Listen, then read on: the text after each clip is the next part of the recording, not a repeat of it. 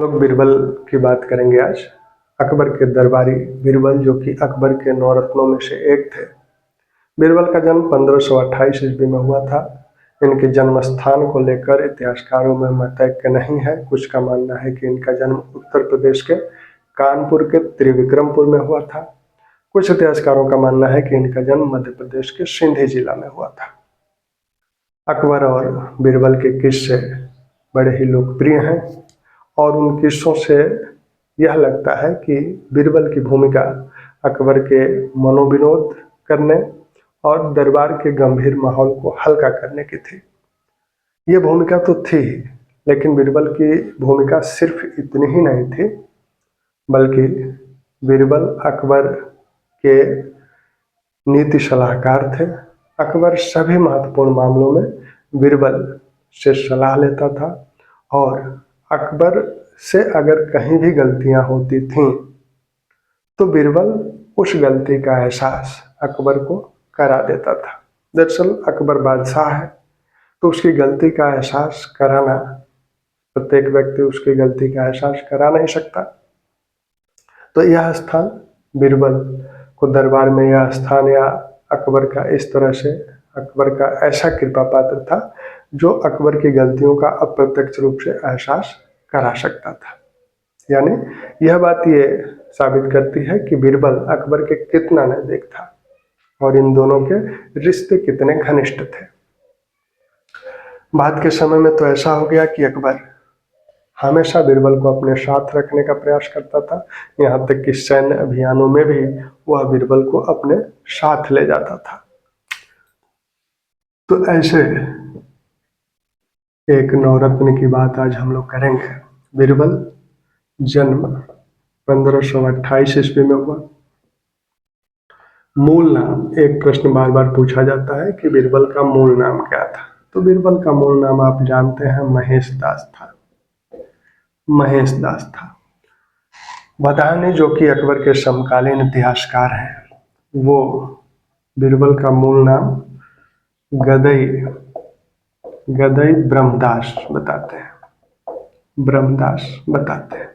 तो अगर बदायूं का नाम लेकर पूछा जाता है तब तो गदई ब्रह्मदास बीरबल का मूल नाम था। बीरबल तो उनकी उपाधि थी। बीरबल के 2 अर्थ होते हैं, एक तो बहादुर, दूसरा जो बुद्धि चातुर्य का धनी हो। तो बीरबल में ये दोनों गुण मिलते हैं। एक बहादुर सेनापति के रूप में भी उन्होंने अपने को सिद्ध किया और दूसरा बुद्धि चातुर्य के वो धनी तो हैं ही। अकबर ने उन्हें कवि प्रिय, कविराय की उपाधि भी दी थी। ब्रज भाषा में वो कविताएं करते थे और कविताएं ब्रह्मा उपनाम से करते थे। तो हो सकता है कि इसलिए बदायूं ने उन्हें गदई ब्रह्मदास कहा हो। तो ब्रह्मा नाम से वो कविताएं करते थे। महेश दास नाम का समर्थन कई साक्ष्यों से होता है। जॉर्ज ग्रियर्सन भी इसका समर्थन करते हैं कि उनका नाम महेश दास ही था। आईने अकबरी के अनुवादक ब्लैकमैन भी यही कहते हैं कि उनका नाम महेश दास था। और सबसे महत्वपूर्ण साक्ष्य प्रयाग प्रशस्ति, समुद्रगुप्त के समय जो प्रयाग प्रशस्ति लिखी गई थी, उसके बाद उस पर बीरबल के भी लेख मिलते हैं, जहांगीर के भी लेख मिलते हैं। तो इस प्रयाग प्रशस्ति में जो बीरबल का लेख है उसमें उनका नाम महेश दास बताया गया है और इसी प्रयाग प्रशस्ति में उनके पिता का नाम गंगादास बताया गया है।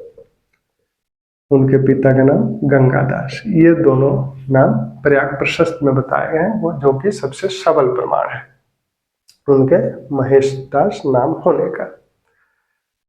बीरबल 1556 में अकबर के दरबार में आए। अब जब 1556 में अकबर के दरबार में आए तो अकबर के दरबार में कैसे आए, किस माध्यम से आए, इसको लेकर भी इतिहासकारों में मतैक्य नहीं है। बदायूं का मानना है कि वो रीवा के राजा रामचंद्र के दरबार में पहले रहते थे और वहां से वो अकबर के दरबार में आए थे, स्वयं आए थे, कोई लाया नहीं था। कुछ इतिहासकारों का मानना है कि टोडरमल बीरबल को अकबर के दरबार में लाए। कुछ इतिहासकारों का मानना है कि बीरबल पहले आमेर के राजा भगवान दास के दरबार में रहते थे और भगवान दास उपहार के रूप में उन्हें अकबर के दरबार में प्रस्तुत किए। खैर, जिस तरह से भी बीरबल अकबर के दरबार में उपस्थित हुए, अकबर बीरबल के वाकपटुता और हाजिर जवाबी से बहुत प्रभावित हुआ और उन्हें दरबार में स्थान दिया गया। बदाले कहते हैं कि देखते ही देखते बीरबल ने हवा का रुख अपनी तरफ मोड़ लिया और वह अकबर के सबसे नजदीक बन गया। अब बीरबल की जो भूमिकाएं हैं, एक तो उनकी प्रशासकीय भूमिका है और दूसरा उनके एक सलाहकार के रूप में जो भूमिका है, और प्रशासकीय भूमिकाओं में उनकी सैन्य भूमिका भी है और अकबर के सलाहकार के रूप में भूमिका है।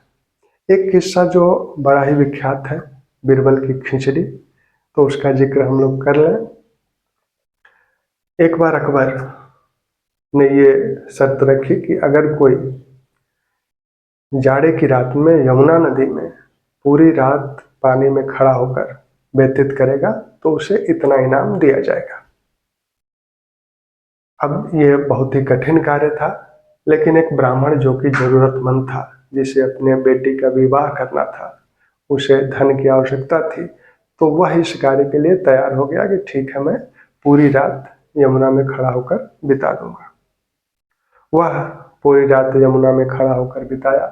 सुबह जब इनाम लेने के लिए दरबार में उपस्थित हुआ तो अकबर ने उससे पूछा कि कैसे तुमने इस सर्द रात में पानी में पूरी रात बिता दी। तो उस ब्राह्मण ने कहा कि हुजूर, आपके महल पर जो वो दीप जल रहा था रात्रि में, उस दीपक को मैं अपने पास महसूस कर रहा था और उस दीपक की ऊष्मा को अपने शरीर में महसूस करके मैंने पूरी रात बिता दी। तो अकबर ने कहा, ये तो चीटिंग है, तुम हमारे दीप से ऊष्मा ले रहे थे और इसलिए इनाम नहीं मिलेगा, तुम्हें इनाम नहीं मिलेगा। ब्राह्मण चला गया। बीरबल भी दरबार में थे। बीरबल ने देखा कि ब्राह्मण के साथ ज्यादती हो रही है, यहाँ अकबर गलत कर रहे हैं। लेकिन आप अपने उच्चाधिकारी, और वो तो बादशाह था, उच्चाधिकारी अगर कोई गलत निर्णय कर रहा है तो आप सीधे ये नहीं कहेंगे कि सर आप गलत कर रहे हैं। उस समय आपको यस सर बोलना ही है। आज भी प्रशासकीय परिपाटी यही है कि उच्चाधिकारी द्वारा जो भी कहा जा रहा है हमको यस सर बोलना है। आप जब प्रशासकीय सेवा में जाएंगे तो इस बात को महसूस करेंगे कि उच्चाधिकारी की हर बात में यस सर बोलना है। हालांकि लेकिन यदि उच्चाधिकारी द्वारा कोई बहुत ही गलत कार्य किया जा रहा है तो उसे अप्रत्यक्ष रूप से उसका एहसास आप दिलाएंगे। तो बीरबल ने भी वही किया। वो अपने आवास पे चले गए। दूसरे दिन दरबार में नहीं उपस्थित हुए। अकबर ने पता कराया कि भाई बीरबल कहाँ है, क्यों नहीं आए। तो संदेशवाहक भेजा गया। उसने बताया, बीरबल ने कहा कि ऐसा है कि जाओ, मैं खिचड़ी बना रहा हूँ, खिचड़ी बना कर आऊँगा। आकर बताया कि साहब वो खिचड़ी बना रहे हैं, बता रहे हैं कि खिचड़ी जब बन जाए तो खा कर आऊँगा। दूसरे दिन भी बीरबल दरबार में नहीं उपस्थित हुए। फिर अकबर ने पूछा कि अब क्या हुआ, तो पता चला कि अभी उनकी खिचड़ी बनी ही नहीं है। तो अकबर ने कहा चलो मैं देखता हूँ कि कैसी खिचड़ी बीरबल बना रहे हैं। तो जब वहाँ अकबर गया, देखा कि नीचे आग की लौ जल रही है और बहुत ऊपर वो खिचड़ी बनाने का पात्र टांगे हुए हैं। तो अकबर ने कहा कि बीरबल क्या बेवकूफ़ी कर रहे हो, उस पात्र में आँच लग कहाँ से रही है, वहाँ तक आग पहुँच ही नहीं पा रही है, तो खिचड़ी तुम्हारी बनेगी कैसे। तो बीरबल ने कहा कि हुजूर, जब आपके महल के दीपक के लौ से एक व्यक्ति यमुना जी में खड़ा होकर ऊष्मा ले सकता है तो यह खिचड़ी क्यों नहीं पक सकती, ये तो बहुत दूर नहीं है, इतने नजदीक ही है। तब अकबर को अपने गलती का एहसास हुआ। उस ब्राह्मण को दरबार में बुलाया गया और उसे पुरस्कृत किया गया, उसके हिस्से का इनाम उसे दिया गया। तो इस तरह के अकबर और बीरबल के किस्से हैं कि वह अकबर की गलतियों का एहसास करा दिया करते थे समय रहते।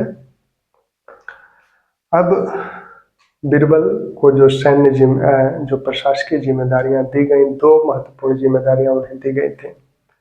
एक तो 1577 में मथुरा में एक विवाद हुआ था एक ब्राह्मण को लेकर। 1577 में मथुरा में एक ब्राह्मण को लेकर विवाद हुआ था।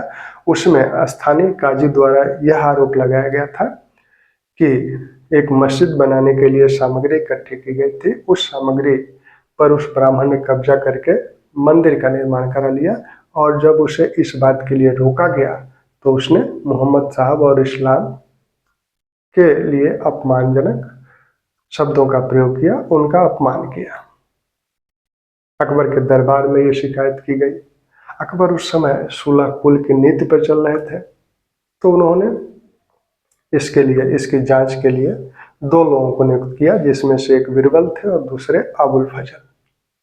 अबुल फजल और बीरबल को उस मथुरा की घटना की जांच के लिए नियुक्त किया गया। उस जांच में ब्राह्मण को गलत पाया गया, ब्राह्मण को दोषी पाया गया। अब दंड देने की बारी आई कि उसे क्या दंड दिया जाए। अकबर मृत्युदंड देने के पक्ष में नहीं थे, वो दुविधा में थे। उन्होंने ये मामला सदर सुदूर जो अब्दुल नबी थे उन पर सौंप दिया कि अब्दुल नबी जो भी फैसला करें। अब्दुल नबी को अकबर की मंशा को समझ लेना चाहिए था कि अकबर चाह क्या रहे हैं।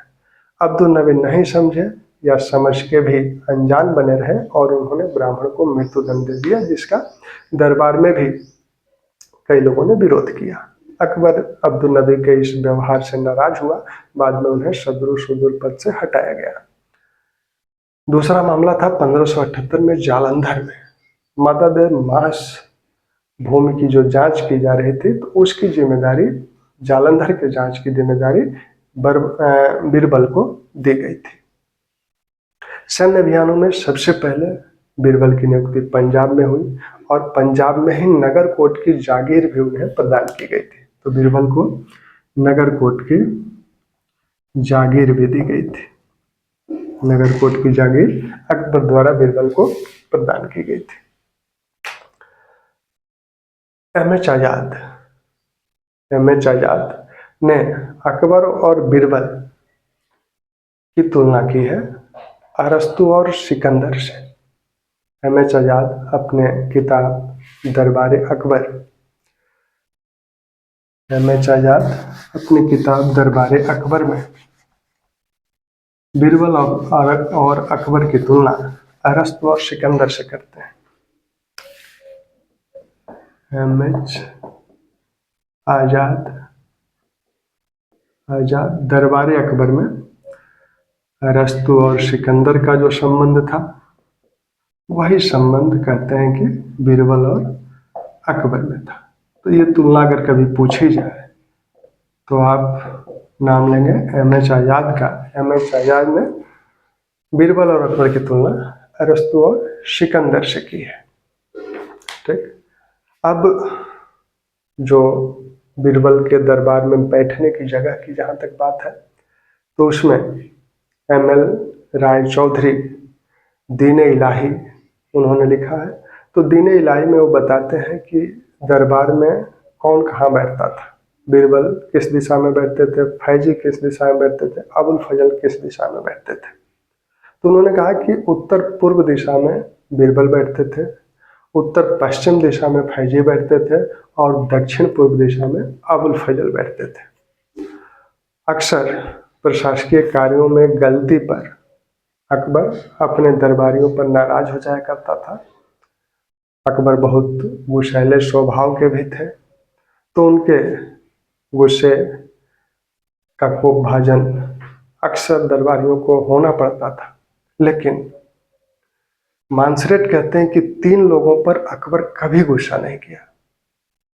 3 लोगों पर अकबर ने कभी गुस्सा नहीं किया। वो 3 लोग हैं बीरबल, फैजी और तानसेन। इन 3 लोगों पर अकबर ने कभी गुस्सा नहीं किया था।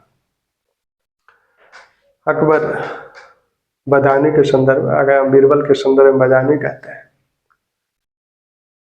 फैजी अबुल फजल और बीरबल दोनों की बात बदानी करते हैं, और अबुल फजल में हम लोगों ने बात की थी कि बदानी अबुल फजल की आलोचना करते हैं कि वो बहुत बड़ा चापलूस थे अकबर के।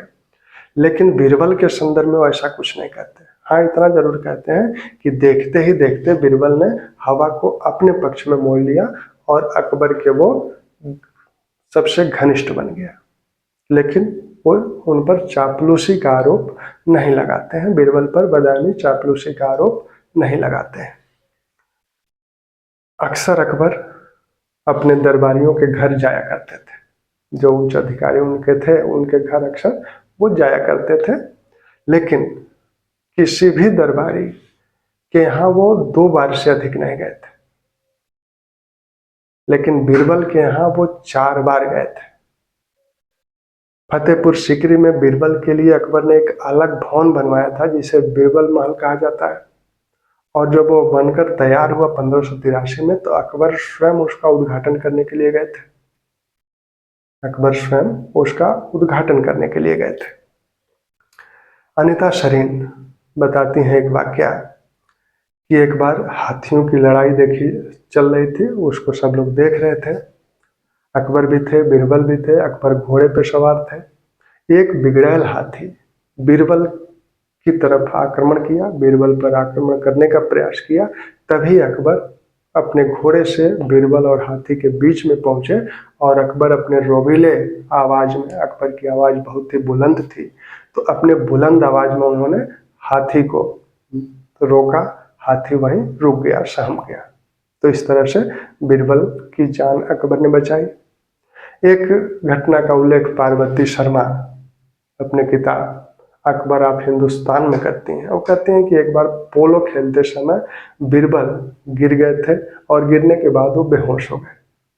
अकबर तुरंत दौड़कर बीरबल के पास आए, और अकबर ने अपने मुंह से बीरबल के मुंह में सांस भरी थी। तो इस तरह का अकबर और बीरबल का संबंध था। बीरबल एक कवि भी हैं जिन्हें कविराय की उपाधि अकबर द्वारा दी गई थी। ब्रज भाषा में वो कविताएं करते थे, ब्रह्मा उपनाम से वो कविताएं करते थे। जब बाजौर और भेरा अभियान पर पश्चिमोत्तर में यूसुफजाइयों का विद्रोह हो रहा था, उस अभियान के लिए जौना खां के साथ किसे भेजा जाए। 2 लोग उसके लिए चाह रहे थे कि अबुल फजल भी चाह रहे थे कि मुझे भेजा जाए, बीरबल भी चाह रहे थे। तो अकबर के सामने दुविधा थी किसे भेजा जाए। तो उसने एक पर्ची निकाली। उस पर्ची में बीरबल का नाम आया। तो बीरबल को जौना खां के साथ यूसुफजाइयों के विद्रोह के दमन के लिए भेजा गया। लेकिन यूसुफजाइयों ने मुगल सेना को पराजित किया, और जिसमें बीरबल मारे गए 1586 में बीरबल मारे गए। बदायूं भी बताते हैं कि मलंगदराई के पास में यूसुफजाइयों ने एक तरह से मुगल सेना को तस्तरी में मछली के जैसे व्यवहार किया, और ऊपर से वो लोग ईंट पत्थर और तीर से मुगल सेना पर हमला किए, जिसमें मुगल सेना को बहुत क्षति हुई। और सबसे बड़ी क्षति यह हुई कि बीरबल मारे गए। उनका शव तक नहीं मिला। इस बात के लिए जैना खां पर अकबर बहुत नाराज हुआ, और उसे कहा कि मेरे आँख के सामने दिखना तक मत। वह स्वयं चाहता था कि मैं जाकर उनके शव को प्राप्त करूं, लेकिन दरबारियों ने समझाया कि ऐसा मत कीजिए, उनका शव सूर्य की रोशनी से ही पवित्र हो जाएगा। इस बीरबल के निधन से, बीरबल के ऐसे असामयिक मौत से अकबर बहुत दुखी हुए। वो कुछ दिनों तक झरोखा दर्शन नहीं दिए, अन्न जल त्याग दिए। बाद में उनकी माँ ने उन्हें समझाया, तब जाके वो धीरे धीरे अपनी दिनचर्या को शुरू किया। तो अकबर और बीरबल के इस तरह के घनिष्ठ संबंध है। वो सिर्फ मनोविनोद नहीं करते हैं, बल्कि अकबर के एक बहुत ही अमूल्य सलाहकार थे। अकबर जब सुलह कुल की नीति अपना रहा था, तो उसे ऐसे व्यक्तियों की आवश्यकता थी जो जिनके विचार उसके विचारों से मेल खाए।